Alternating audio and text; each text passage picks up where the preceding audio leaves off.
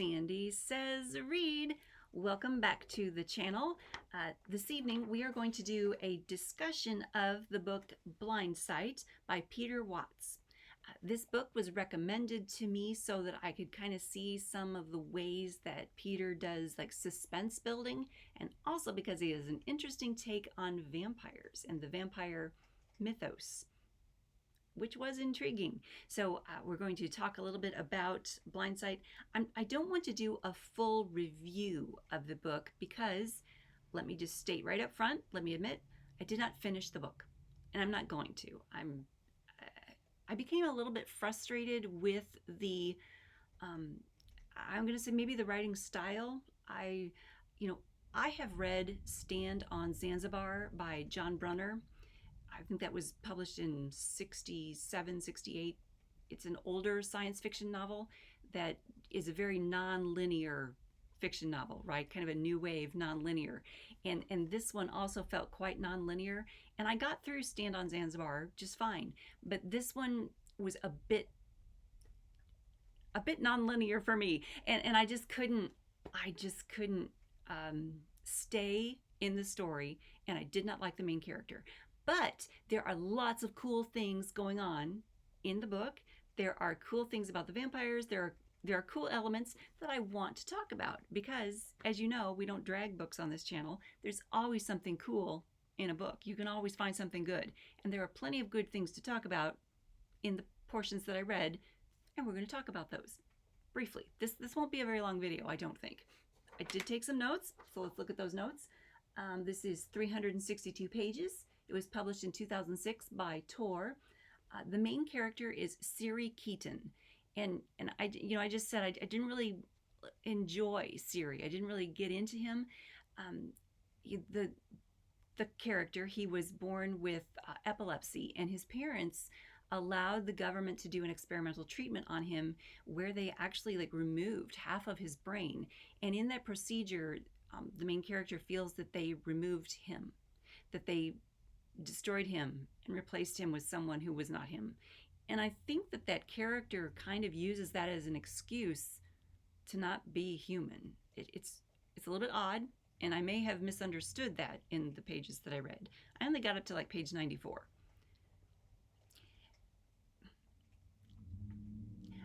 Let's see. Anyway, when we meet Siri, he's been made into a vampire. He's one of the vampires, and we're going to talk about those vampires. And because he's a vampire, he's able to have that long life, and he's able to be in stasis on the ship that is going out to meet a threat, or what we believe is a threat to Earth. And I think the inciting incident in this book is that some fireflies, these lights, have come to Earth, and they're checking Earth out. They're monitoring us, so to speak, and someone powerful in Earth government is sending a small crew out on this quickly built ship to figure out, okay, what is it that's looking at us? Is it dangerous? Can we communicate with it? Can we get some reconnaissance and find out what's going on? So I think the inciting incident is that the fireflies, we're calling them fireflies, looking at us and getting information about us. I was not crystal clear on that. Like I said, this is not exactly a linear progression of story going on here. But Siri does have a best friend. His nickname is Pag. And I really liked the fact that Pag continued to be a friend to Siri despite Siri's lack of humanity. I really liked that best friend component was there. I liked that. And I liked the fact that Pag had tried to set Siri up with a girlfriend at some point in his past. Even though, and I liked the girlfriend too. Her name was Chelsea. I kind of liked the portrayal of her. And we're introduced to her sort of in flashbacks. Like I said, non-linear. We're introduced to her in flashbacks, and we figure out that she has died. And that's kind of a shame. It is what it is. She's no longer in the story, but when we do get to see, glimpses of her, it's intriguing. I'm intrigued by her, and I'm intrigued by the fact that there was that chance for humanity that Siri didn't take. Let's see, what else was cool in the book? Okay, the vampires. Let's talk about the vampires because they're the vampires that Peter has built are cool. Um, the vampires were the original inhabitants of Earth, which is nifty. But the problem was that the vampires had some kind of a glitch in one of their chromosomes. Okay, so they could not survive without getting like a nutrient into their systems. The nutrient they need, they would get through eating or consuming the blood of humans. Okay, so they needed humans, but the humans weren't around yet. So the vampires like went into stasis. They went into like a hibernation mode and were buried. So when humans discovered or found them, we basically resurrected our doom, right? We resurrected these vampires. We unearthed them, and that was a bad thing. And I really loved that concept. I thought that was nifty. The doom of that was interesting to me. I liked that. That was awesome. So of course, we unearthed our doom and it preyed upon us. But the vampires changed Siri and a couple other of the I guess you might call them astronauts, the folks who were on board that ship that went out to find the danger that was coming to Earth. The ship itself was also something cool. I've got that on the list here. The ship was, it was almost like a living thing that was built, and this living thing could have gone on, I got the impression, could have gone on this mission on its own.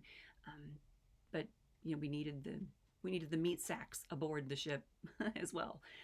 One of the astronauts, I keep calling them astronauts, and that's not what they are, but one of the crew members of the ship is a main vampire, Jukka Saristi, and he's like this foreboding presence on the ship as well. And he wears a visor over his face, over his eyes, because his eyes are just so unsettling to the humans who have been turned into vampires. His eyes are just so unsettling that you can't really look into them without just being freaked out. And I liked that concept as well. That was interesting to me.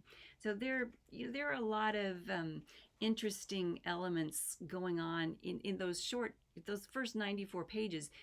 There are a lot of concepts, a lot of interesting things to wrap your mind around, but they're happening in just such a conglomerated mass of back and forth and flashbacks and flash forwards. And I found myself wanting to take notes to follow along the story and figure out where I was.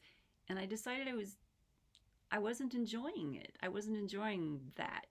I didn't want to have to take notes to stay in the story for a character that I didn't like. I wasn't rooting for him. I would have been happy if he had died. So, which doesn't sound very nice, I know. I'm sorry. So I just decided the story wasn't for me.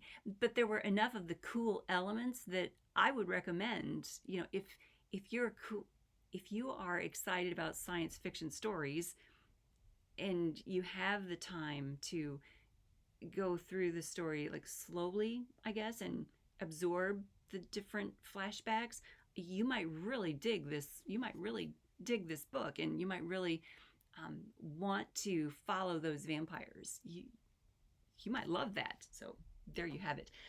And something else that I thought was cool, and I made this note, was that when Siri was getting ready to go off on the mission, Pag called him, got in touch with him. Even after the years of distance, he called him up to say, hey, good luck, goodbye. Because we all know that Earth is doomed. We all know that there's Siri and his crew probably not coming back to Earth from this. And so Pag was calling him up to say goodbye.